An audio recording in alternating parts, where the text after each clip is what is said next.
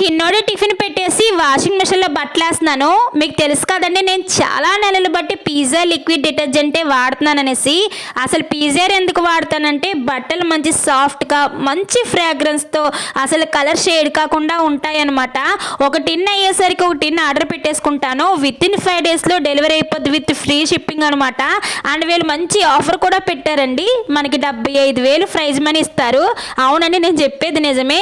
20th November నుంచి 28th December లోపు order చేసుకున్న వాళ్ళకి డిసెంబర్ 26ని ఈ ప్రైజ్ మనీ ఇస్తారు.